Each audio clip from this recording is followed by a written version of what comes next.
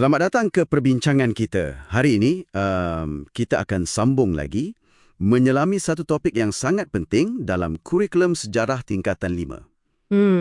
Bab 1, Kedaulatan Negara. Kita akan cuba fahami sama-sama apa sebenarnya teras kekuatan negara kita ni, macam mana ia dibina dan apa peranan kita semua dalam hal ni. Okey, mari kita mulakan dengan yang paling asas. Sekarang mari kita bincangkan bab 1.1. Apa sebenarnya yang kita maksudkan bila sebut kedaulatan? Okey, secara mudahnya kedaulatan ni kuasa tertinggi sesebuah negara. Kuasa tertinggi. Ya, maksudnya negara tu bebas. Bebas tentukan haluan sendiri, tadbir urus sendiri, tanpa ada campur tangan kuasa luar. Faham. Dan konsep ni sebenarnya bukan benda baru kat Malaysia. Oh ya? Dah wujud lama dah, sejak zaman Kesultanan Melayu Melaka lagi. Lepas tu ia terus diperkuat lepas kita merdeka tahun 57 dan masa pembentukan Malaysia tahun 63. Yang menariknya pasal kedaulatan ni bila kita tengok asal-usul perkataan tu sendiri dalam pelbagai bahasa. Macam mana tu? Contohnya dalam bahasa Yunani ada perkataan superanus atau supremus. Maksudnya agung atau tertinggi. Agung, tertinggi. Ya, merujuk pada negara yang bebas dan merdeka. Kalau dalam bahasa Inggeris pula, kita guna sovereignty. Maksudnya negara tu ada kuasa penuh untuk memerintah. Okey. Dalam bahasa Arab, ia datang dari perkataan daulah. Daulah. Macam daulah Islamiah tu ke? Ia bermaksud kuasa pemerintahan atau kerajaan. Dan dalam bahasa Melayu kita sendiri, perkataan daulat tu merujuk kekuasaan tertinggi raja atau negara. Jadi, banyak bahasa merujuk benda yang sama lah ya. Kuasa penuh, kebebasan. Betul. Kesimpulannya, kedaulatan tu ialah kuasa tertinggi sesebuah negara merdeka untuk jalankan pemerintahan dia sendiri. Tapi konsep ni mesti berubah ikut zaman kan? Ada perbezaan tak antara kedaulatan zaman dulu dengan kedaulatan zaman sekarang? Ada beza. Kedaulatan tradisional macam zaman Kesultanan Melayu Melaka dulu, dia lebih tertumpu pada raja. Raja sebagai pusat kuasa. Tepat sekali. Raja tu pemerintah mutlak. Kekuasaan dan kewibawaan dia disokong pula oleh taat setia rakyat. Itulah paksi kedaulatan masa tu. Okey. Berbeza dengan kedaulatan moden, yang ni banyak dipengaruhi oleh idea-idea dari Eropah, terutamanya selepas revolusi-revolusi kat sana. Revolusi macam revolusi Perancis tu. Ya, contohnya. Kedaulatan moden ni lebih terkait dengan konsep negara bangsa, hak rakyat, kerajaan berperlembagaan. Maknanya kuasa tu dah tak tertumpu pada seorang raja je lah. Betul. Macam kedaulatan Malaysia hari ini, ia bersifat moden. Ia lahir daripada gabungan negeri-negeri yang membentuk persekutuan. Okey. Kita ada sistem raja berperlembagaan, di mana kuasa raja tu tertakluk kepada perlembagaan. Dan kita ada demokrasi berparlimen, di mana rakyat pilih wakil mereka. Ini semua ciri-ciri kedaulatan moden. Baiklah, dah jelas sikit pasal konsep asas dan jenis-jenis kedaulatan ni. Sekarang, mari kita bincangkan bab 1.2. Macam mana pula kita nak kenal pasti sesebuah negara tu betul-betul berdaulat? Apa ciri-ciri dia yang mesti ada? Okey, ada 4 ciri utama yang kita boleh tengok untuk tentukan sesebuah negara tu berdaulat atau tak. 4 ciri utama. Apa dia tu? Pertama, negara tu mesti mempunyai pemerintahan yang teratur. Maksudnya, ada kerajaan yang berfungsi. Kerajaan yang stabil lah kiranya. Ya, yang boleh jaga kestabilan politik, urus ekonomi, jaga pertahanan. Macam kat Malaysia ni, kita ada jentera pentadbiran yang jelas bawah sistem raja berperlembagaan dan demokrasi berparlimen kita tu. Okey, yang pertama pemerintahan. Apa lagi? Kedua, negara tu mesti mempunyai sempadan yang jelas dan diiktiraf. Sempadan wilayah? Betul. Garis pemisah antara negara kita dengan negara jiran. Dan sempadan ni penting. Bukan setakat garisan atas peta. Ia tentukan sejauh mana kuasa undang-undang kita, pentadbiran kita, pertahanan kita. Dan ia mesti diiktiraf oleh negara lain macam melalui PBB. Faham. Jadi, pemerintahan, sempadan. Yang ketiga? Ketiga, mesti ada sistem perundangan sendiri. Undang-undang negara lah ni. Ya. Sistem undang-undang dan peraturan untuk pastikan negara aman, rakyat sejahtera, keadilan terjaga. Tulang belakang negara lah kiranya. Macam kat Malaysia, Kita punya undang-undang tertinggi ialah Perlembagaan Persekutuan. Perlembagaan Persekutuan. Okey. Dan yang terakhir, yang keempat, Yang keempat, dan ini sangat penting, ialah mempunyai rakyat.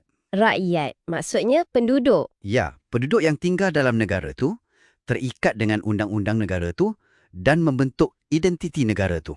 Macam kita di Malaysia, rakyat kita pelbagai kaum, tapi disatukan bawah satu kewarganegaraan dan kita ada rukun negara sebagai panduan bersama. Okey, jadi 4 ciri. Pemerintahan, sempadan, perundangan dan rakyat. Lengkap semua ni baru boleh kata negara tu berdaulat lah ya. Tepat sekali. Bila dah ada ciri-ciri ni, memang nampak jelaslah kedaulatan ni asas penting. Sekarang, mari kita bincangkan bab 1.3.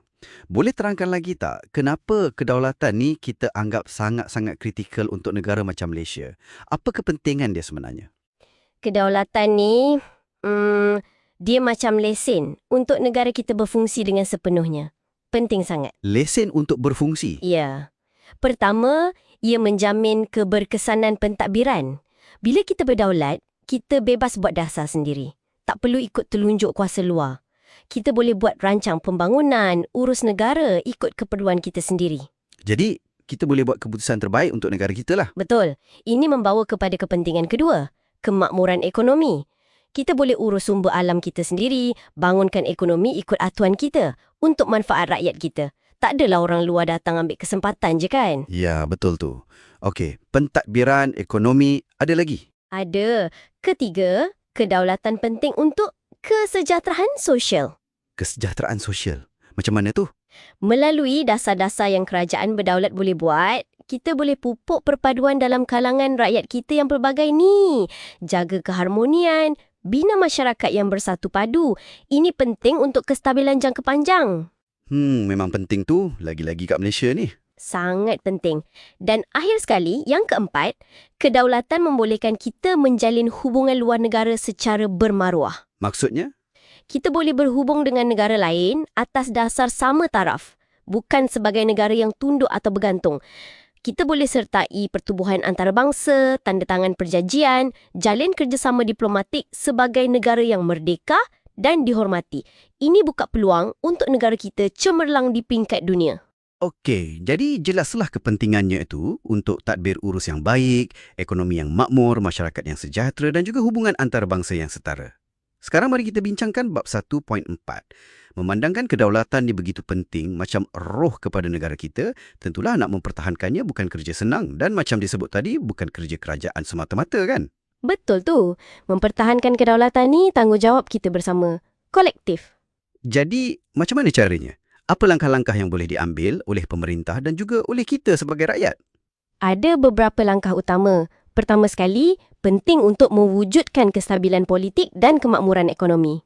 Kestabilan politik dan kemakmuran ekonomi. Macam mana tu? Pihak pemerintah kenalah tadbir negara dengan cekap, adil, telus, agihkan kekayaan negara secara saksama, pastikan politik stabil, tak ada huru-hara. Dan peranan rakyat pula. Yang baik untuk pembangunan dan yang penting patuh pada undang-undang. Jangan buat perkara yang boleh gugat kestabilan. Okey, jadi kerjasama pemerintah dan rakyat untuk kestabilan dan kemakmuran itu yang pertama. Apa lagi? Langkah kedua ialah memupuk patriotism, semangat cinta akan negara. Patriotism. Macam mana nak pupuk tu?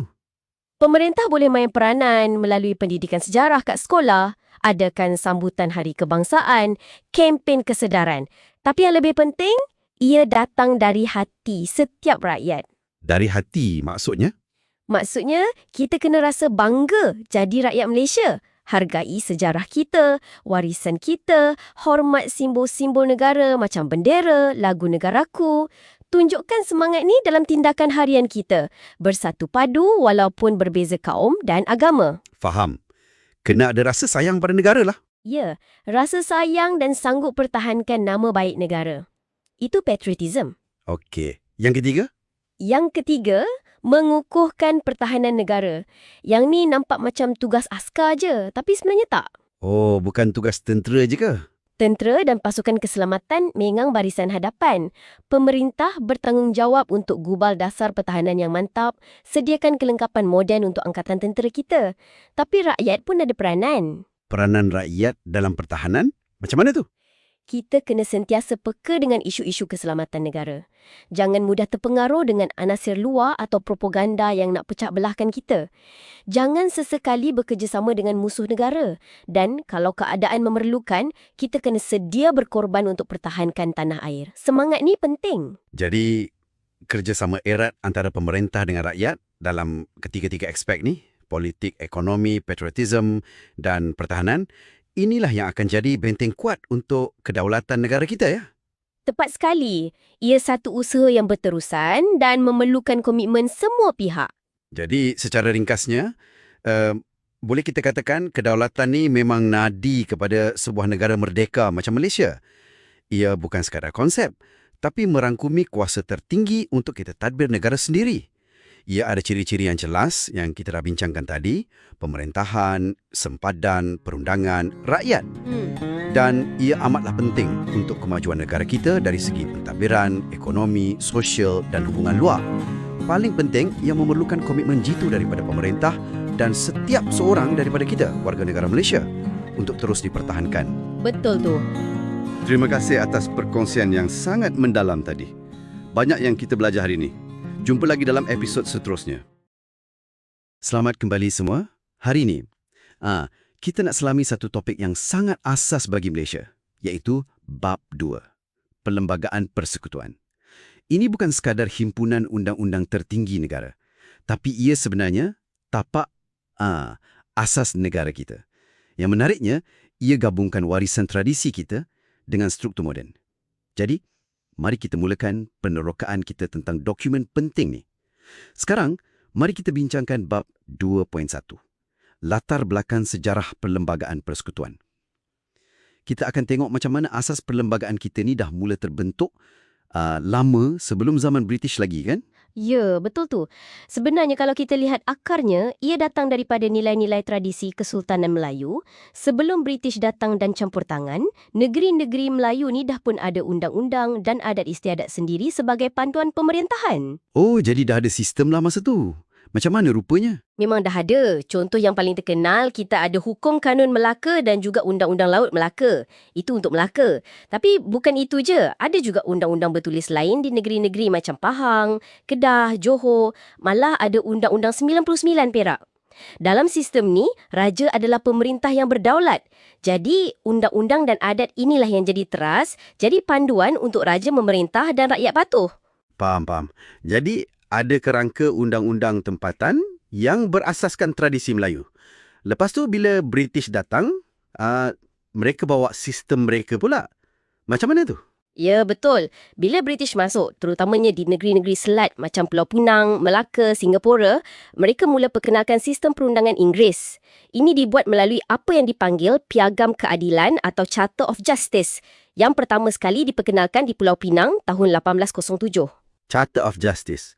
Okey. Ya, piagam ni dan piagam selepasnya menyusun semula sistem mahkamah kat sana. Di Sarawak pula, Undang-Undang Inggeris masuk melalui ordinance. Contohnya The Sarawak Application of Laws Ordinance 1949. Begitu juga di Sabah dengan Sabah Application of Laws Ordinance 1951. Jadi, perlembagaan yang kita ada hari ini, ia sebenarnya hasil evolusi macam lapisan sejarah. Undang-undang adat tempatan, undang-undang Islam, lepas tu ditambah pula dengan pengaruh undang-undang Inggeris. Menarik tu. Satu evolusi bukan sesuatu yang muncul tiba-tiba. Okey, baiklah. Sekarang mari kita bincangkan bab 2.2. Sejarah penggubalan Perlembagaan Persekutuan. Daripada latar belakang tadi, macam mana pula proses penggubalan Perlembagaan Persekutuan tu sendiri berlaku? Terutama bila kita makin hampir dengan kemerdekaan. Okey, proses penggubalan ni, ia bukan satu langkah terus jadi. Ia melalui beberapa fasa penting, berperingkat-peringkat. Kalau kita nak jejaki sejarah awalnya, kita boleh lihat seawal tahun 1877 lagi. Masa tu, Majlis Negeri Perak ditubuhkan dan mula menggubal undang-undang untuk Negeri Perak. Itu peringkat awal lah. 1877? Wah, lama tu. Ya, lama. Kemudian, proses penggubalan undang-undang ni berjalan melalui institusi yang berbeza-beza ikut struktur pentadbiran British masa tu. Ada majlis perundangan di negeri-negeri selat, Ada Majlis Mesyuarat Persekutuan di negeri-negeri Melayu bersekutu macam Perak, Selangor dan ada Majlis Negeri di negeri-negeri Melayu tidak bersekutu. Masing-masing gubal undang-undang ikut kawasan tadbiran dia. Jadi ada banyak badan yang terlibat sebelum ni. Betul. Tapi langkah yang paling signifikan yang betul-betul menuju ke arah pembentukan Perlembagaan Negara Merdeka ialah penubuhan Suruhanjaya Perlembagaan Persekutuan Tanah Melayu. Suruhanjaya ni lebih dikenali sebagai Suruhanjaya REID. Ia ditubuhkan pada bulan Mac tahun 1956. Suruhanjaya REID. Ini memang nama yang selalu kita dengar bila cakap pasal perlembagaan kan? Jadi inilah badan yang merangka draft Perlembagaan Persekutuan Tanah Melayu 1957 tu. Tepat sekali. Suruhanjaya REID inilah yang diberi mandat untuk merangka satu perlembagaan baru bagi Persekutuan Tanah Melayu yang akan merdeka. Mereka banyak merujuk kepada model Westminster dari Britain, tapi kena sesuaikan dengan keadaan tempatan kita. Tak boleh ambil bulat-bulat. Mesti ada penyesuaian kan? Apa terma rujukan utama mereka? Ada beberapa terma rujukan utama yang Suruhanjaya REID kena patuhi. Pertama, kena wujudkan sebuah kerajaan persekutuan yang kukuh, tapi pada masa yang sama, otonomi negeri-negeri juga terpelihara. Kedua, kena jamin kedudukan Raja-Raja Melayu sebagai Raja berperlembagaan dalam sistem baru ni. Ketiga, yang ni penting, kena jamin kedudukan istimewa orang Melayu dan juga kepentingan sah kaum-kaum lain. Kena seimbang. Keseimbangan tu penting. Memang. Keempat, kena wujudkan satu sistem parlimen. Sebaik-baiknya ada dua dewan, Dewan Rakyat dan Dewan Negara. Dan kelima, kena wujudkan satu jenis kewarganegaraan yang sama untuk semua penduduk persekutuan. Jadi draft yang dihasilkan oleh Suruhanjaya REID inilah yang kemudiannya dibahaskan, ada beberapa pindaan dibuat dan akhirnya diluluskan. Inilah yang menjadi Perlembagaan Persekutuan Tanah Melayu 1957 yang kita guna pakai bila negara merdeka pada 31 Ogos 1957. Perlembagaan persekutuan. Satu perkara yang selalu disebut tentang perlembagaan kita ialah keunikannya. Ia menggabungkan ciri-ciri tradisional dan juga ciri-ciri moden. Boleh terangkan sikit pasal gabungan ni? Ya, gabungan ni lah yang sebenarnya membentuk identiti perlembagaan kita dan menyumbang kepada kestabilannya. Kalau kita pecahkan, ada dua jenis ciri utama. Pertama, ciri tradisional. Ini adalah elemen-elemen yang diwarisi daripada sejarah kita, terutamanya daripada institusi Kesultanan Melayu. Ada 4 perkara utama di sini. 4 perkara ya? Apa dia tu? Okey, yang pertama ialah kesultanan atau pemerintahan beraja. Sistem raja berperlembagaan ni dikekalkan, yang di-Tuan Agong jadi ketua negara dan raja-raja atau sultan jadi ketua negeri masing-masing. Kedua, agama Islam. Islam diletakkan sebagai agama persekutuan, tapi dalam masa yang sama, perlembagaan jamin kebebasan untuk agama-agama lain diamalkan dengan aman dan damai. Baik, yang ketiga? Ketiga, bahasa Melayu. Bahasa Melayu ditetapkan sebagai bahasa kebangsaan negara. Dan yang keempat, kedudukan istimewa orang Melayu dan Bumiputera, Sabak dan Sarawak. Perkara ini termaktub, tapi sekali lagi, perlembagaan juga sebut tentang perlindungan kepentingan sah kaum-kaum lain. Jadi ada jaminan untuk semua pihak. Jadi 4 ciri tradisional ni, raja, agama Islam, bahasa Melayu dan kedudukan istimewa Melayu Bumiputera jadi macam tonggak warisan dalam perlembagaan kita lah ya. Betul, ia mencerminkan akar sejarah negara kita. Okey, itu ciri tradisional. Macam mana pula dengan ciri moden yang dimasukkan sekali? Apa elemen-elemen baru yang dibawa masuk? Baik, ciri moden pula lebih mencerminkan aspirasi Malaysia untuk jadi sebuah negara bangsa yang moden, demokratik dan tersusun. Ada 3 ciri utama kat sini. Pertama, kerajaan persekutuan. Ini bermakna kita ada pembahagian kuasa antara kerajaan pusat di Putrajaya dengan kerajaan-kerajaan negeri. Setiap peringkat ada bidang kuasa masing-masing. Pembahagian kuasa, okey? Kedua, sistem demokrasi berparlimen. Ini bermakna kuasa pemerintahan tu datang daripada rakyat. Anda sebagai rakyat memilih wakil-wakil ke parlimen dan Dewan Undangan Negeri melalui proses pilihan raya yang diadakan secara berkala. Jadi suara rakyat penting dalam sistem ni? Sangat penting. Dan ketiga, kewarganegaraan. Sebelum merdeka, taraf kerakyatan tu berbeza-beza. Tapi dengan Perlembagaan 1957, satu konsep kewarganegaraan yang sama diperkenalkan untuk seluruh persekutuan. Jadi, gabungan kedua-dua set ciri ni, tradisional yang diwarisi dan moden yang diperkenalkan inilah yang menjadikan perlembagaan kita satu dokumen yang agak unik, stabil dan relevan hingga ke hari ini. Ia membentuk asas negara yang anda diami sekarang. Gabungan yang sangat menarik. Memang mencerminkan Malaysia sendiri. Baik, terima kasih atas penjelasan tu. Sekarang mari kita bincangkan bab 2.4.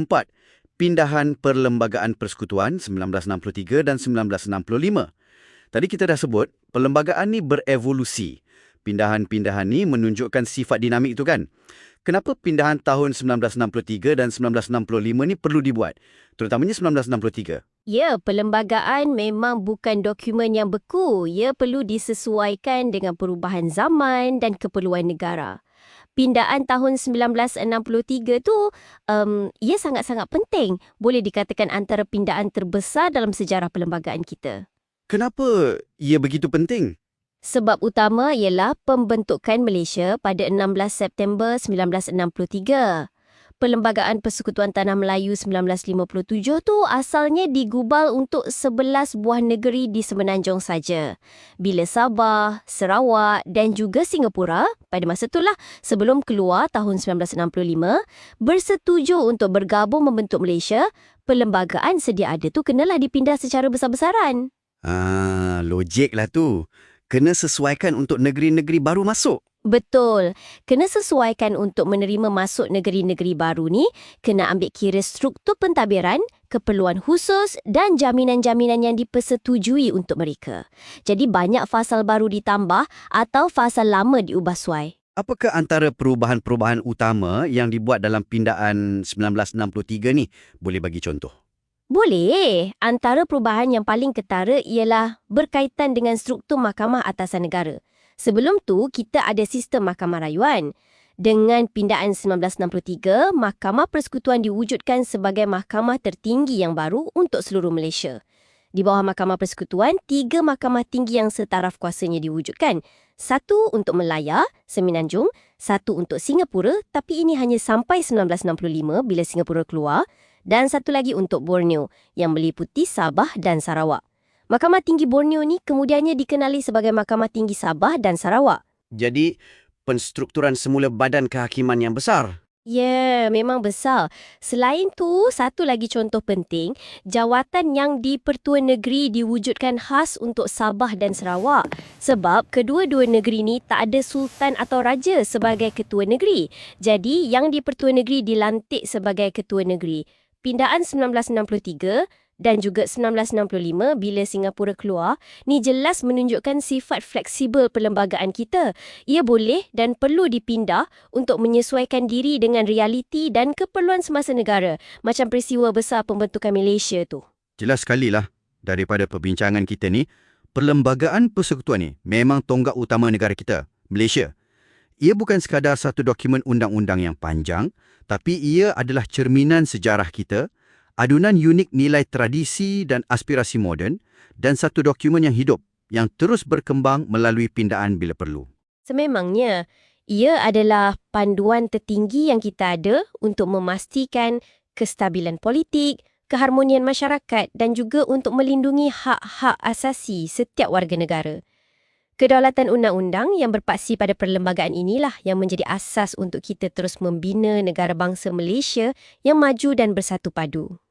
Perlembagaan ini kekal sebagai kerangka asas yang mengikat kita semua, satu bukti kebijaksanaan para pengasas negara kita dalam merangka satu sistem yang unik dan sesuai untuk Malaysia. Ia sesuatu yang perlu kita fahami dan hargai. Nampaknya itu sahaja perkongsian kita untuk kali ini. Jumpa lagi dalam sesi penerokaan kita yang seterusnya. Selamat datang semua ke sesi perkongsian kita hari ini. Selamat datang. Hari ini kita nak cuba fahamkan satu topik yang sangat asas bagi negara kita, iaitu dari buku Sejarah Tingkatan 5 Bab 3, Raja Berperlembagaan dan Demokrasi Berparlimen. Kita akan cuba teroka sama-sama macam mana sistem pemerintahan Malaysia ni, yang agak unik sebenarnya, terbentuk. Dia macam satu campuran lah warisan sejarah lama dengan amalan demokrasi moden. Betul. Jadi kiranya misi kita hari ini nak fahamkanlah perjalanan sistem ni dari dulu sampai sekarang. Jom kita mula. Sekarang mari kita bincangkan bab 3.1, latar belakang pemerintahan beraja dan demokrasi berparlimen. Kalau kita tengok sejarah, sistem beraja ni kan dah lama sangat kat tanah air kita. Memang dah berakar umbi. Zaman Kesultanan Melayu Melaka dulu, raja tu, kuasanya mutlak. Ketua segalanya. Ya, pemerintah tertinggi, pentadbiran, undang-undang, tentera, semua bawah raja. Dan kuasa mutlak tu bukan cakap kosong je kan? Tak, ia diperkuat dengan undang-undang bertulis macam Hukum Kanun Melaka, Undang-Undang Laut Melaka. Ini tunjuk sistem tu teratur, ada struktur. Konsep Islam pun penting, raja penaung agama. Lepas tu, keadaan mula berubah sikit bila British datang campur tangan. Sebelum Perang Dunia Kedua lah. Diorang perkenalkan sistem residen, penasihat British. Tapi yang menariknya, institusi raja tu tak dihapuskan terus. Masih dikekalkan sebagai ketua negeri. Ya. Tapi masa pendudukan Jepun, lagi teruk kan? Oh, masa tu memang getih. Raja-raja Melayu hilang kuasa pemerintahan, kena letak bawah Gubernur Jepun, kedaulatan negeri tu macam tergugat. Kuasa tinggal pada hal ehwal agama dan adat je lah kiranya. Lebih kurang macam tu lah, tanpa kuasa politik sebenar. Lepas Jepun kalah, British datang balik. Kali ni dengan idea Malayan Union 1946. Yang ni memang kontroversi besar. Ya, sangat besar. Sebab Malayan Union ni dilihat macam nak hapuskan terus kedaulatan Raja-Raja Melayu. Kuasa raja hampir hilang, kerakyatan pun jadi mudah sangat. Itu yang buat orang Melayu bangkit menentang habis-habisan. Betul. Penentangan tu bukan saja isu politik, tapi ia tunjukkan betapa kuatnya hubungan orang Melayu dengan institusi raja sebagai lambang kedaulatan. Dan bantahan inilah yang akhirnya berjaya batalkan Malayan Union. Dan digantikan dengan Persekutuan Tanah Melayu 1948. Ya, PTM 1948. Ini penting sebab ia kembalikan kedudukan dan kedaulatan Raja-Raja Melayu. Jadi, PTM 1948 ni macam langkah penting ke arah sistem raja berperlembagaan yang kita ada sekarang. Betul. Dan selepas Merdeka 1957, barulah sistem raja berperlembagaan dan demokrasi berparlimen ni betul-betul termaktub dalam perlembagaan persekutuan. Raja tak lagi berkuasa mutlak, tapi jadi ketua negara atau negeri mengikut perlembagaan. Ya, satu evolusi peranan dari pemerintah mutlak kepada ketua negara simbolik yang berdaulat tapi tertakluk pada perlembagaan. Institusi raja dihormati tapi kuasa pemerintahan sebenar pada kerajaan yang dipilih rakyat. Inilah asas sistem kita. Okey, jelaslah latar belakangnya. Sekarang mari kita bincangkan bab 3.2, sejarah dan kedudukan institusi Majlis Raja-Raja. Majlis ni pun bukan baru wujud lepas merdeka aja kan? Ada sejarahnya. Ada. Akarnya boleh dijejak sampai ke Durbar yang ditubuhkan tahun 1897. Durbar, itu untuk negeri mana? Untuk Raja-Raja Melayu di Negeri-Negeri Melayu Bersekutu, NNMB, Perak, Selangor, Negeri Sembilan, Pahang. Kira macam platform awal lah untuk Raja-Raja ni jumpa pegawai British, bincang pasal pentadbiran persekutuan masa tu. Oh, okey. Lepas tu? Masa Malayan Union yang sekejap tu, ada juga Majlis Sultan-Sultan. Tapi bila Malayan Union batal dan PTM 1948 ditubuhkan, barulah institusi ni disusun semula dan diberi nama rasmi Majlis Raja-Raja. Jadi dalam PTM 1948, Majlis Raja-Raja ni dah formal lah. Ya, dah formal. Dengan keanggotaan semua 9 Raja Melayu. Jadi satu badan kolektif yang wakili Raja-Raja. Lepas Merdeka 1957 dan lepas pembentukan Malaysia 1963, keanggotaan dia macam mana pula? Keanggotaan utama masih 9 Raja Melayu. Tapi yang di-Pertua Negeri dari Melaka, Pulau Pinang, Sabah, Sarawak pun turut serta jadi ahli. Tapi ada beza peranan kan? Ada. Yang di-Pertua Negeri ni tak terlibat dalam mesyuarat khas untuk pilih Yang di-Pertuan Agong, YDPA, dan Timbalan YDPA. Sebab pemilihan tu hak eksklusif Raja-Raja Melayu, mengekalkan tradisi. Okey, dari segi kedudukan dalam perlembagaan pula macam mana? Majlis Raja-Raja ni kedudukannya sangat istimewa. Ia sebuah institusi unik yang tak tertakluk pada kuasa kerajaan secara langsung. Ada kuasa dan fungsi tersendiri yang dijamin perlembagaan. Boleh terangkan sikit fungsi-fungsi utama dia supaya anda yang dengar ni pun lebih jelas. Weh, fungsinya banyak tapi yang utama, pertama, memilih YDPA dan timbalan YDPA setiap 5 tahun. Ikut sistem giliran itulah. Okey, Kedua, kena beri persetujuan untuk sesetengah undang-undang atau pindaan perlembagaan, terutama yang sentuh kedudukan raja, hak istimewa Melayu Bumi Putra, bahasa kebangsaan. Maknanya tak boleh ubah sesuka hatilah benda-benda ni. Betul, kena ada persetujuan Majlis Raja-Raja. Ketiga, majlis ni juga lembaga pengampunan untuk kes tertentu. Keempat, terlibat dalam perkenan perubahan sempadan negara. Kelima, beri nasihat untuk pelantikan jawatan penting negara. Jawatan macam mana tu? Macam Ketua Hakim Negara, Hakim Mahkamah Atasan, Pengurusi SPR, Ketua Audit Negara kena dapat nasihat Majlis Raja-Raja. Jadi, secara keseluruhannya, Majlis Raja-Raja ni bertindak sebagai mekanisme semak dan imbang dan juga pelindung perlembagaan. Jelas sangat peranannya. Penting rupanya. Okey, sekarang mari kita bincangkan bab 3.3 yang di-Pertuan Agong dan Raja dalam Perlembagaan Persekutuan. Jawatan YDPA ni satu lagi keunikan Malaysia kan? Diwujudkan lepas merdeka, 1957. Ya, sangat unik. Tak ada kat tempat lain macam ni. YDPA ialah Ketua Utama Negara. Kedudukan tertinggi dalam negara ikut Perkara 32 Perlembagaan Persekutuan. Baginda mengatasi semua orang lain. Dan ada kekebalan tertentu. Ada, tak boleh didakwa di mahkamah biasa. Kecuali di Mahkamah Khas Raja-Raja. Ini tunjukkan kedudukan istimewa baginda. Cara pemilihan YDPA pun unik.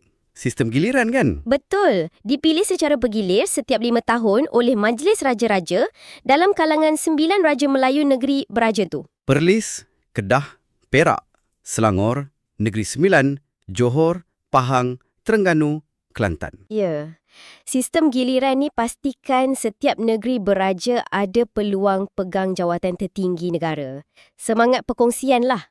Walaupun YDPA Raja Berperlembagaan bukan mutlak, tapi perlembagaan masih bagi kuasa yang luas kan? Memang luas. Merangkumi ketiga-tiga cabang kerajaan, eksekutif, perundangan, kehakiman. Kita tengok satu-satu. Kuasa eksekutif dulu. Apa yang utama? Dalam eksekutif, YDPA biasanya bertindak atas nasihat Jemaah Menteri atau PM. Contohnya, lantik Menteri Kabinet, Timbalan Menteri, Peguam Negara, Panglima Angkatan Tentera, Ketua Audit Negara, semua ni atas nasihat PM. Lantik ahli suruhanjaya penting macam SPR pun sama. Tapi ada satu kuasa penting yang YDPA boleh buat tanpa nasihat. Ya, kuasa budi bicara. Yang paling utama ialah melantik Perdana Menteri. YDPA kena lantik seorang ahli Dewan Rakyat yang pada hemat baginda dapat kepercayaan majoriti ahli Dewan. Ini kritikal, terutama bila politik tak stabil. Okey, kuasa perundangan pula. Macam mana peranan YDPA dalam buat undang-undang? Peranannya penting juga. Setiap rang undang-undang yang dah lulus kat Parlimen, Dewan Rakyat dan Dewan Negara mesti dipersembahkan kepada UDPA untuk dapat perkenan diraja. Tanpa perkenan ni, RUU tu tak jadi undang-undang. Jadi UDPA kena setujulah. Ya, baginda juga ada kuasa panggil Parlimen bersidang, berhentikan sidang, prorog dan yang paling biasa kita dengar, bubarkan Parlimen. Bubar Parlimen ni biasanya atas nasihat PM kan untuk adakan pilihan raya. Biasanya ya. Okey, kuasa kehakiman. Dalam kehakiman, YDPA lantik hakim-hakim Mahkamah Atasan, Mahkamah Persekutuan, Rayuan, Tinggi. Pelantikan ni dibuat atas nasihat PM tapi lepas berunding dengan Majlis Raja-Raja. Ada proses konsultasi kat situ. Maknanya bukan PM sajalah yang tentukan. Bukan. Ada input Majlis Raja-Raja. Selain tu, YDPA ada kuasa pengampunan. Pengampunan. Ya. Boleh ampunkan, tangguh atau kurangkan hukuman bagi kesalahan di Mahkamah Tentera, di wilayah persekutuan. Sekarang mari kita bincangkan bab 3.4, Amalan Demokrasi dan Pengasingan Kuasa. Bila sebut demokrasi berparlimen, perkara paling asas mestilah pilihan raya kan? Ya, pilihan raya tu nadi demokrasi. Selain pilihan raya, perlembagaan kita juga jamin kebebasan asasi. Apa contohnya? Ada beberapa yang utama. Satu, kebebasan diri. Tak boleh ditangkap atau dipenjara sesuka hati kecuali ikut undang-undang. Penting tu. Dua, kebebasan beragama. Islam agama persekutuan, tapi agama lain bebas diamalkan secara aman damai. 3. Hak berkaitan pendidikan, tak boleh ada diskriminasi ikut kaum, agama, tempat lahir dalam akses pendidikan. Dan yang keempat, yang selalu orang bincangkan. Kebebasan bersuara, berhimpun dan berpersatuan. Anda ada hak cakap, berkumpul secara aman, tubuh persatuan. Satu lagi konsep penting dalam sistem kita, pengasingan kuasa. Apa benda ni sebenarnya? Kuasa pemerintahan negara tak boleh kumpul kat satu tempat. Kena bahagi kepada 3 cabang utama yang bebas. Badan Perundangan, Legislatif, Badan Eksekutif Pelaksana dan Badan Kehakiman, Judisiari. Legislatif tu parlimen lah kan? Dewan Rakyat, Dewan Negara, tugas dia buat undang-undang. Ya, Eksekutif pula Kabinet Jemaah Menteri diketuai PM. Tugas dia laksanakan dasar dan undang-undang. Dan judisiari. Itu mahkamah. Mahkamah atasan, mahkamah bawahan. Tugas dia tafsir undang-undang dan laksanakan keadilan. Kenapa penting nak asingkan kuasa macam ni? Sangat penting. Untuk wujudkan sistem semak dan imbang atau check and balance. Setiap badan ada kuasa sendiri dan boleh pantau badan lain. Contoh, mahkamah boleh kata undang-undang parlimen tak sah kalau langgar perlembagaan. Jadi tak adalah satu badan tu jadi terlalu berkuasa. Betul. Ia lindungi hak anda sebagai rakyat juga. Faham. Okey, kita dah cover banyak aspek. Sekarang, mari kita bincangkan bab 3.5. Keunikan amalan demokrasi berparlimen di negara kita. Bila kita dah tengok semua ni, Raja, Majlis Raja-Raja, YDPA, pilihan raya, kebebasan asasi, pengasingan kuasa, apa yang buat Malaysia ni special? Lain dari yang lain. Keunikan paling utama yang selalu orang sebut ialah gabungan unsur tradisional dan moden tu. Macam mana tu? Kita ambil model demokrasi berparlimen Westminster dari British, itu unsur moden. Tapi kita tak buang institusi raja kita. Kita kekalkan dan sesuaikan jadi raja berperlembagaan. Itu unsur tradisional dari sejarah kita. Gabungan ni tak banyak negara buat. Jadi gabungan ni bukan setakat hiasan je lah. Ia ada fungsi. Ada. Ia hasilkan sistem semak dan imbang yang unik. Kuasa tak hanya pada parlimen atau kerajaan. Institusi raja melalui YDPA dan Majlis Raja-Raja ada peranan dalam undang-undang, pelantikan. Ini tambah lapisan check and balance.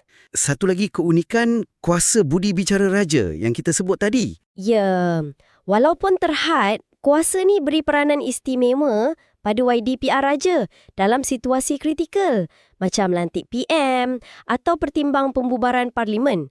Ia macam injap keselamatan atau penimbang tara bila politik tak menentu.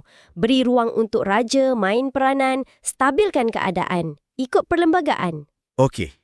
Kalau kita nak rumuskan perbincangan kita hari ini, nampaknya kita dah jelajahi satu perjalanan yang panjang dan menarik tentang sistem pemerintahan Malaysia. Dari akar Kesultanan Melayu, lalui zaman penjajahan, cabaran-cabaran dia, sampailah ke sistem raja berperlembagaan dan demokrasi perparlimen yang kita ada sekarang. Betul tu. Satu sistem yang unik. Cuba seimbangkan warisan lama dengan tuntutan zaman moden. Memang begitu. Dan faham jalinan unik antara raja, demokrasi, pengasingan kuasa ni penting untuk kita semua sebagai warga negara hargai kompleksiti sistem ni. Terima kasih atas perkongsian yang mendalam tu. Sama-sama. Jumpa lagi. Selamat datang semua ke perbincangan kita. Hari ini kita nak dalami sikit bab 4. Ia pasal sistem persekutuan kat negara kita Malaysia. Sistem ni agak unik tau dan cara ia bentuk pentadbiran negara kita ni memang menarik. Kita cuba fahamkan sama-sama ya. Ya, betul tu. Ia berkisah tentang macam mana kuasa tu diagihkan. Maksud saya, antara kerajaan pusat dekat Putrajaya tu dengan kerajaan-kerajaan negeri yang ada. Benda ni penting lah kan? Sebab rekaan sistem ni tujuannya untuk jaga kestabilan dan juga nak pastikan pembangunan tu sampai ke serata negara. Bukan terpusat satu tempat je.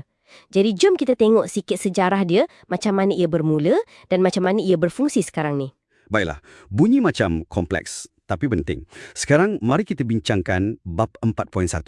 Latar belakang sistem persekutuan di negara kita. Dari mana sebenarnya datang idea nak gabung-gabung negeri ni? Macam mana boleh tercetus? Idea gabungan ni sebenarnya dah lama dah. Bukan benda baru sangat. Kalau kita tengok sejarah lah kan, seawal tahun 1855, dah wujud dah Konfederasi Negeri Sembilan.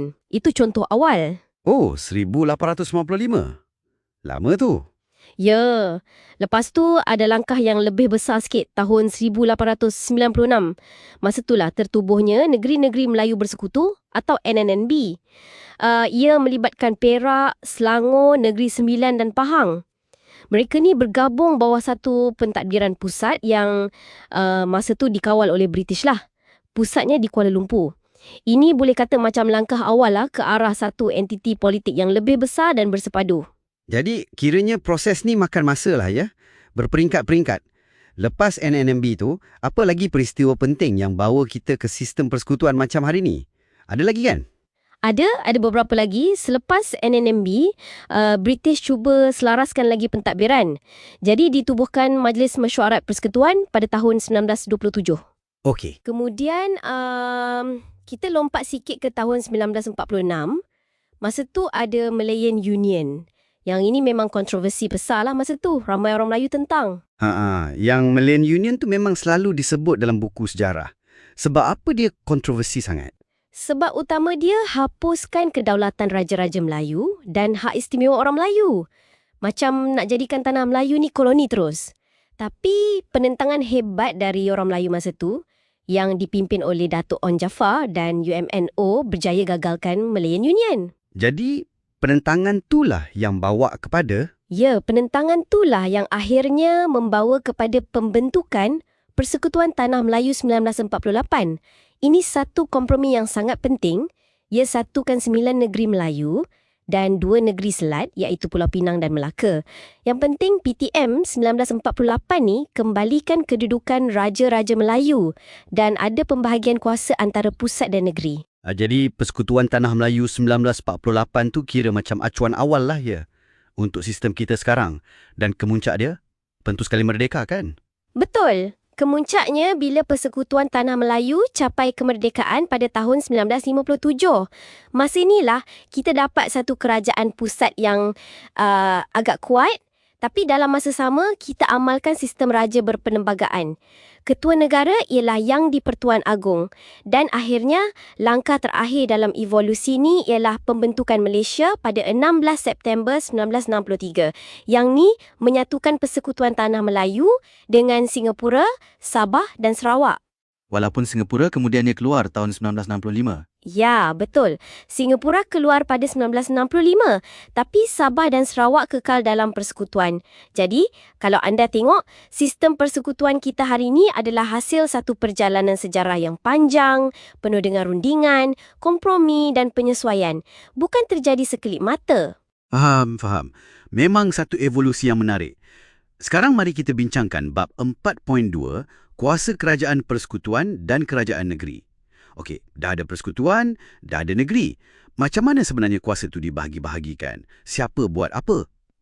Okey, secara asasnya kan, pentadbiran kat Malaysia ni kita boleh bahagi 3 peringkat utama. Peringkat paling atas, kerajaan persekutuan atau kerajaan pusat.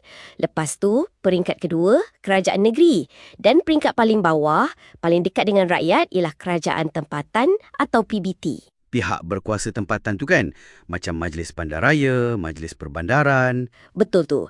Dan pembahagian kuasa antara persekutuan dan negeri ni, ia termaktub dengan jelas dalam Perlembagaan Persekutuan. Ini penting. Dalam perlembagaan tu, ada 3 senarai utama yang tentukan bidang kuasa. Senarai persekutuan, senarai negeri dan senarai bersama. Tu mudah sikit tak? Apa beza kuasa utama antara persekutuan dengan negeri? Boleh. Senang cerita macam ni lah. Perkara-perkara yang impaknya besar meliputi seluruh negara biasanya bawah kuasa kerajaan persekutuan. Contohnya hal ehwal luar negara, hubungan diplomatik kita, pertahanan negara, tentera kita, keselamatan dalam negeri, polis, kewangan negara macam bajet tahunan tu, pendidikan, terutamanya peringkat tinggi, kesihatan awam. Benda-benda ni perlukan dasar yang seragam untuk satu Malaysia. Okey, faham. Itu yang besar-besar lah, peringkat nasional. Ya, manakala kerajaan negeri pula kuasanya lebih kepada perkara-perkara yang dekat dengan negeri itu sendiri atau ada keperluan tempatan yang unik. Macam urusan tanah ni memang bawah negeri, pertanian, perhutanan dalam negeri tu, undang-undang Islam dan adat istiadat Melayu pun bawah negeri. Dan juga urusan kerajaan tempatan. Jadi macam pembahagian tugas dalam satu rumah besar lah ni. Ada yang jaga hal ehwal luar rumah, ada yang jaga dalam rumah punya pasal. Macam tu ke? Lebih kurang macam tu lah analoginya. Analogi yang baik tu. Dan jangan lupa, Ada satu lagi senarai tadi, senarai bersama. Ya, senarai bersama. Itu untuk apa pula? Senarai bersama ni untuk perkara yang kedua-dua peringkat kerajaan, persekutuan dan negeri boleh buat undang-undang atau program. Contohnya, kebajikan masyarakat, perancangan bandar dan desa, saliran dan tengairan, kebudayaan, sukan. Benda-benda ni selalunya perlukan kerjasama lah. Okey, jadi ada perkara yang persekutuan saja buat, ada negeri saja buat, ada yang buat sama-sama. Tepat sekali. Dan satu lagi poin penting yang anda kena tahu, Sabah dan Sarawak ada sedikit kelainan. Mereka ada kuasa tambahan sikit dalam senarai negeri dan juga senarai bersama. Ini berdasarkan perjanjian masa pembentukan Malaysia dululah untuk menjaga kepentingan unik mereka. Oh, ada keistimewaan sikit untuk Sabah dan Sarawak. Betul. Dan kerajaan tempatan tadi tu, PBT, mereka lah yang paling dekat dengan kita semua. Yang uruskan lesen kedai makan anda, kutip sampah depan rumah, pastikan lampu jalan menyala, jaga taman permainan. Itu semua kerja PBT. Faham. Jadi sistem ni berlapis-lapis lah kuasanya. Sekarang, mari kita bincangkan bab 4.3. Kerjasama Kerajaan Persekutuan dan Kerajaan Negeri. Tadi kata kuasa dah dibahagikan dengan jelas dalam perlembagaan. Tapi kenapa masih perlu ada kerjasama lagi? Bukankah dah cukup jelas siapa buat apa? Soalan yang bagus. Walaupun kuasa dah dibagikan, banyak isu pentadbiran dan terutamanya pembangunan, ia merentasi sempadan bidang kuasa tu. Atau mungkin ia perlukan sumber daripada kedua-dua peringkat kerajaan. Satu pihak ada tanah, satu pihak ada dana, contohnya. Kalau tak ada kerjasama, susahlah kita nak capai matlamat pembangunan negara secara menyeluruh dan seimbang. Boleh jadi pincang nanti. Boleh bagi contoh tak kerjasama macam mana yang berlaku? Boleh. Contoh paling jelas mungkin dalam pembangunan koridor wilayah.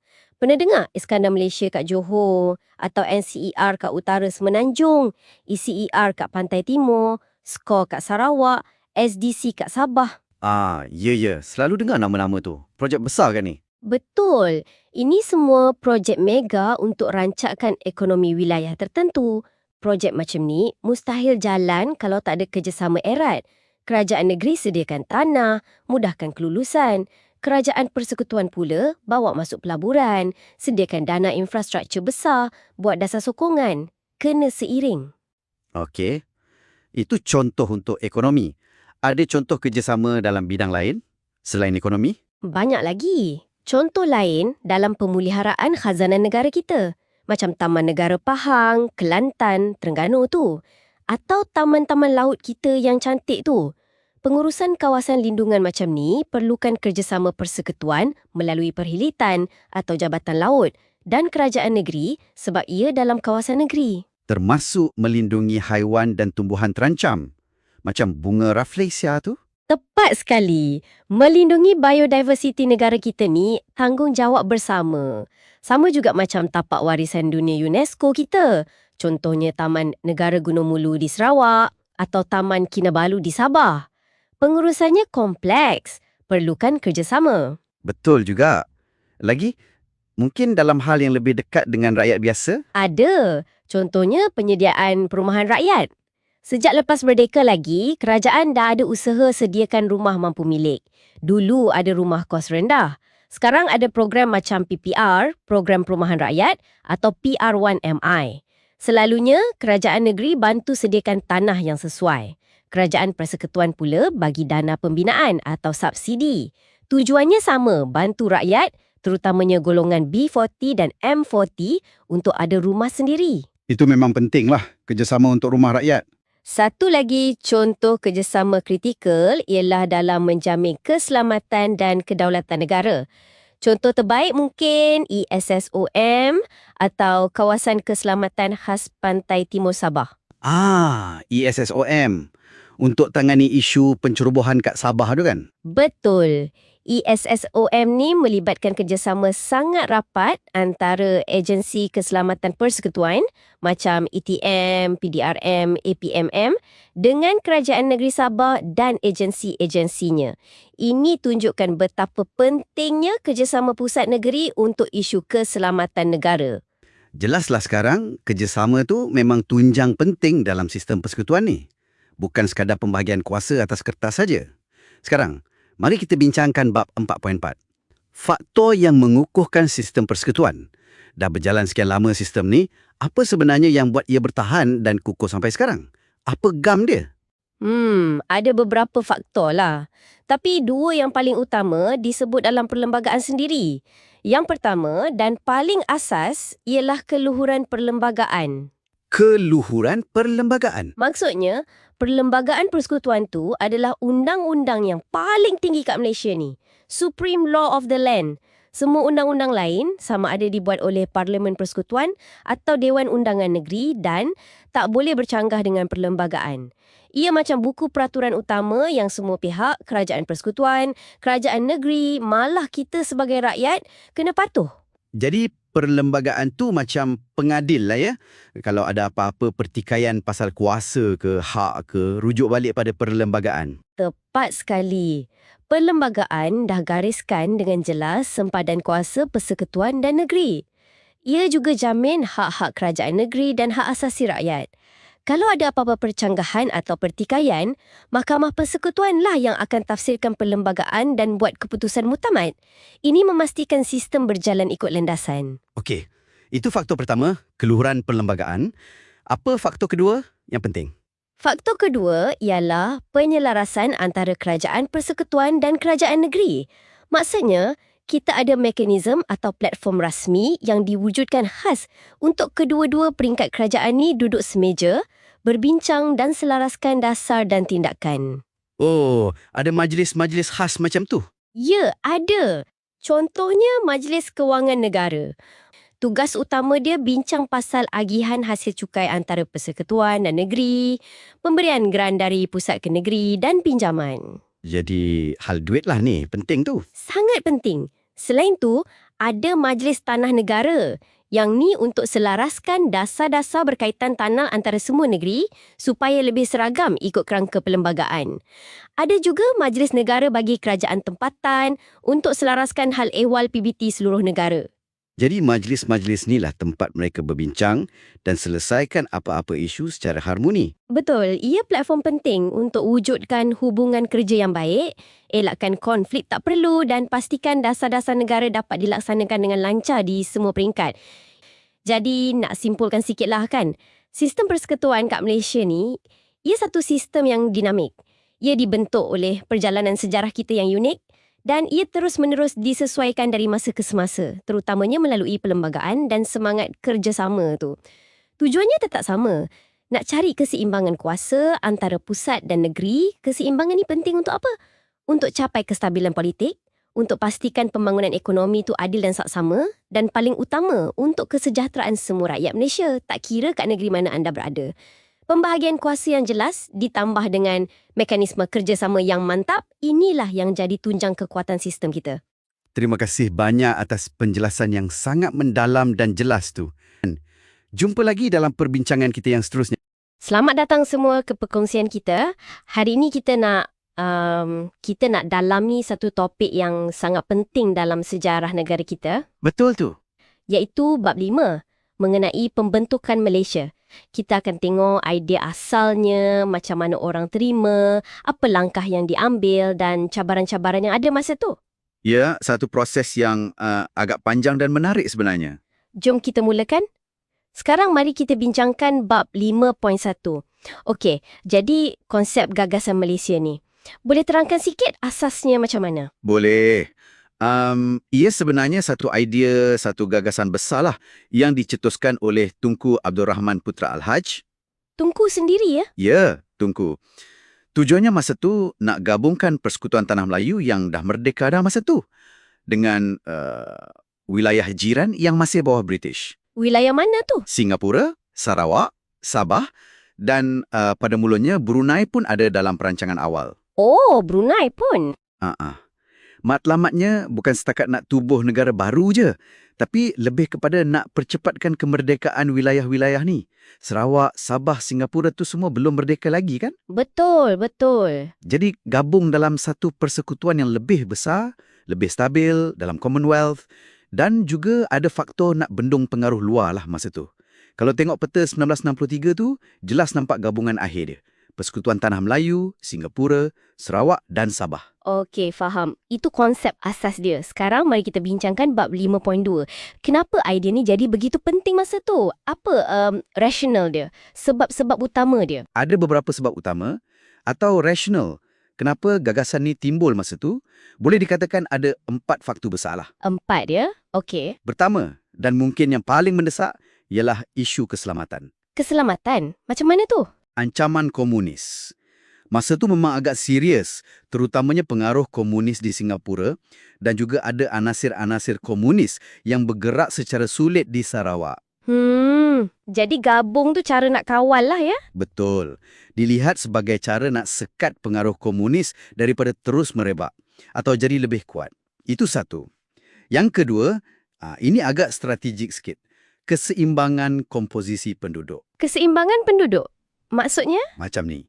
Kalau katakanlah hanya Persekutuan Tanah Melayu bergabung dengan Singapura saja, komposisi kaum dalam negara baru tu mungkin berubah. Populasi kaum Cina mungkin jadi lebih besar. Oh, faham. Jadi, dengan membawa masuk Sabah dan Sarawak yang ada ramai penduduk Bumiputera, Iban, Kadazan Dusun, Melayu Brunei, Bajau dan lain-lain, ia dilihat dapat mengimbangi semula komposisi kaum tu supaya tak terlalu didominasi satu kaum saja. Menarik. Faktor ketiga? Ketiga, yang macam saya sebut tadi sikit, mempercepat kemerdekaan. Khususnya untuk Sarawak, Sabah, Singapura dan Brunei lah pada asalnya. Dorang masih belum merdeka penuh kan? Jadi masuk Malaysia ni macam jalan pintas untuk capai kemerdekaan. Okey. Dan yang terakhir? Yang keempat, pembangunan wilayah. Bila dah bergabung, pasaran jadi lebih luas, boleh kongsi sumber, rancang pembangunan ekonomi, infrastruktur sosial sama-sama. Harapannya, pembangunan akan jadi lebih cepat dan seimbang antara semua wilayah. Jelas. Jadi ada sebab keselamatan, demografi, kemerdekaan dan ekonomi. Kompleks juga ya faktor-faktor dia. Sekarang mari kita bincangkan bab 5.3. Macam mana pula reaksi orang ramai? Penerimaan di setiap wilayah tu, mesti tak semua terus kata okey kan? Memang betul. Reaksinya sangat pelbagai. Tak seragam langsung. Kita tengok satu-satu ya. Boleh. Kat Persekutuan Tanah Melayu sendiri, umumnya sambutan agak baik lah. Parti-parti politik utama macam UMNO, MCA, MIC dalam perikatan diorang sokong. Mungkin sebab diorang nampak ini sebagai satu kesinambungan lepas merdeka. Okey, itu di Melaya, Sarawak pula? Sarawak ni lebih rumit sikit. Memang ada parti yang awal-awal lagi sokong. Macam Barjasa, Panas, Pesaka, SCA. Diorang nampak faedah bergabung. Tapi ada juga yang menentang kuat pada mulanya. Parti utama yang menentang tu SUPP, Sarawak United People's Party. Kenapa dorang tentang? Dorang lebih cenderung nak Sarawak merdeka sendiri dulu atau bimbang hilang autonomi dan identiti Sarawak bila masuk Malaysia. Ada juga SNAP, pada mulanya ragu-ragu. Tapi lepas tu diorang setuju pula untuk sokong. Akhirnya parti-parti yang pro-Malaysia ni, diorang bergabung tubuhkan Sarawak Alliance. Jadi nampak macam ada perpecahan pendapat yang jelas kat sana. Sabah macam mana pula? Sama macam Sarawak ke? Lebih kurang lah. Ada parti macam UNKO, USNO, Pasok Momogun. Diorang ni sokong pembentukan Malaysia. Diorang pun tubuhkan Sabah Alliance. Tapi macam kat Sarawak juga, tetap wujud kebimbangan. Ada yang fikir pasal kemerdekaan Sabah sendiri, ada yang risau pasal dominasi Malaya atau Semenanjung. Takut Sabah jadi macam adik bongsu je nanti. Okey.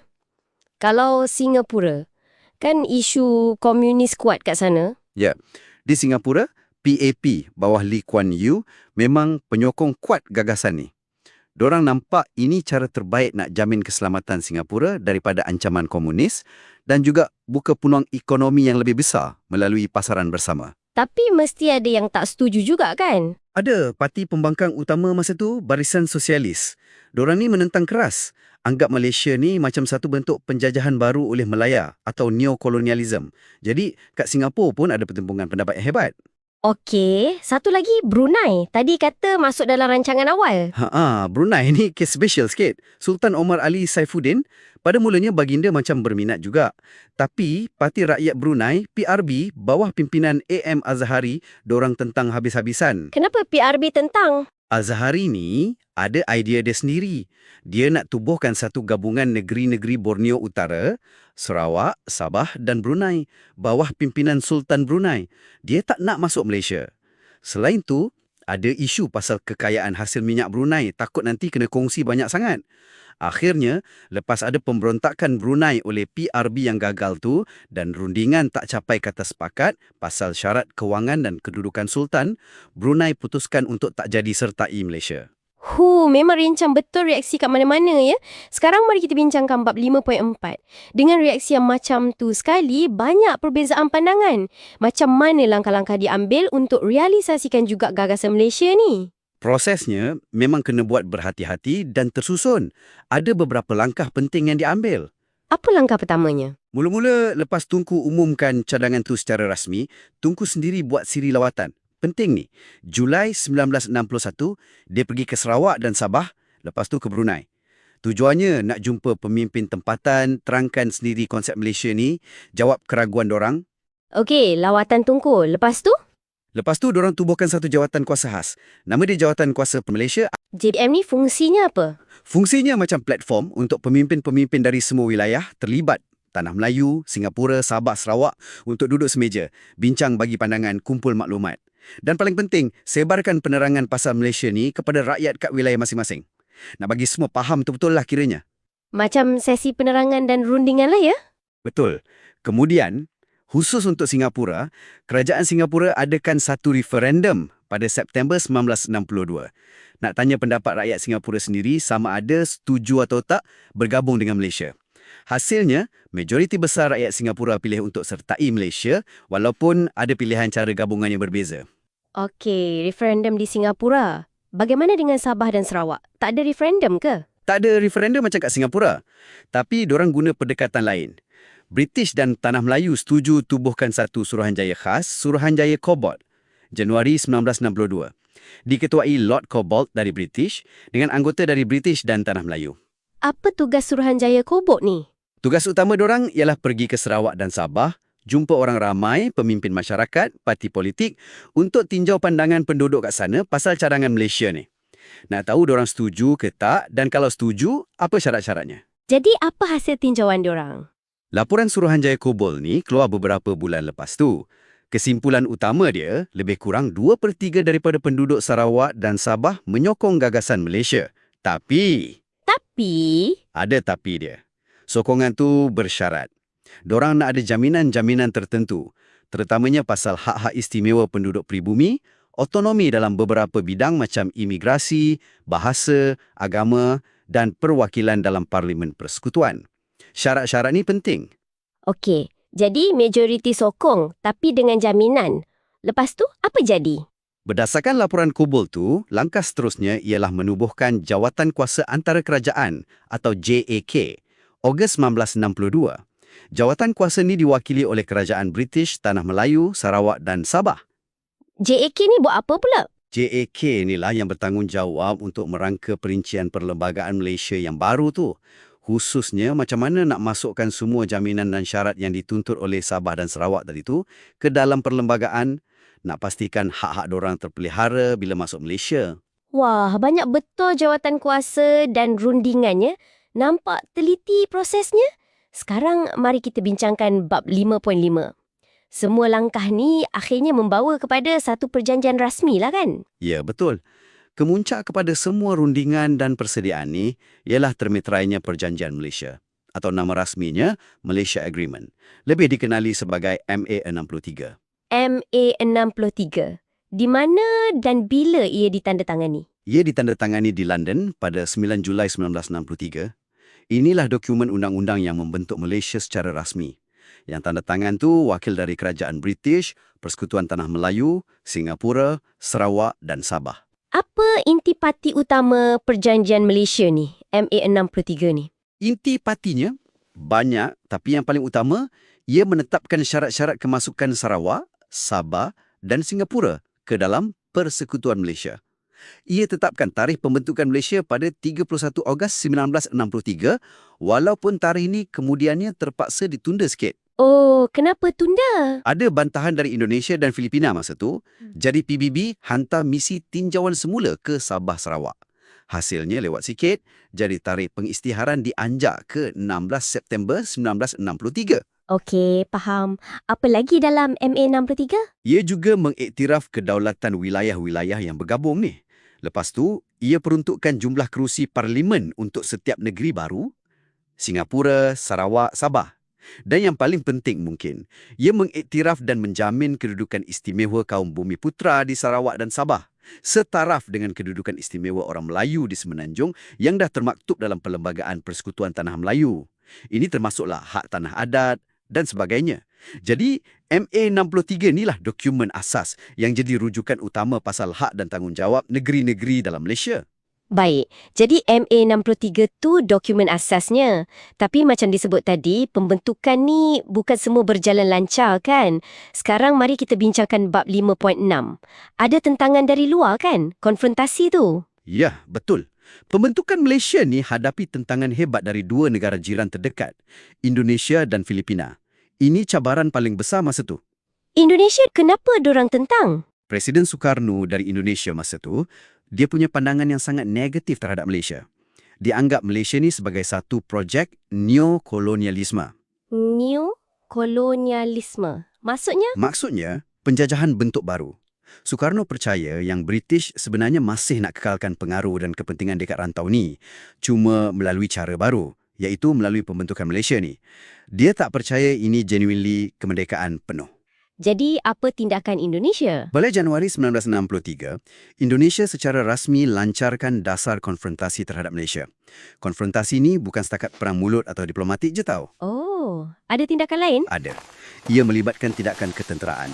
Tentera Indonesia buat serangan-serangan kecil kat sempadan Sarawak dan Sabah. Ada juga insiden pendaratan tentera Indonesia, askar payung terjun, kat beberapa tempat di Johor. Jadi keadaan memang tegang. Macam perang skala rendah lah. Serius tu? Macam mana Malaysia hadapi? Malaysia terpaksa tingkatkan pertahanan negara. Nasib baik kita dapat bantuan dari negara-negara Commonwealth, terutamanya British, Australia dan New Zealand. Askar dorang bantu jaga sempadan. Dalam masa sama, Malaysia guna saluran diplomatik juga bawa isu ni ke Pertubuhan Bangsa-Bangsa Bersatu, PBB. Cuba cari penyelesaian damai. Jadi, macam mana semua ni selesai? Terutama konfrontasi itu. Konfrontasi itu berlamutan selama beberapa tahun. Ia hanya mula reda dan akhirnya tamat bila berlaku perubahan politik besar di Indonesia. Lepas peristiwa G30 SPKI tahun 1965, kuasa Presiden Soekarno mula merosot dan Jeneral Suharto ambil alih. Kerajaan baru Indonesia bawah Suharto ambil pendekatan berdamai dengan Malaysia.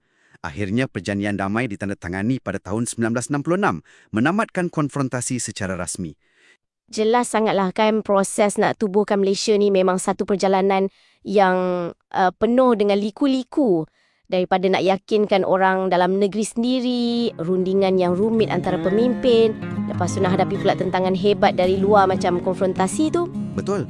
Ia satu proses penyatuan wilayah-wilayah yang ada sejarah, budaya, kepentingan yang agak berbeza bawah satu lumbung persekutuan.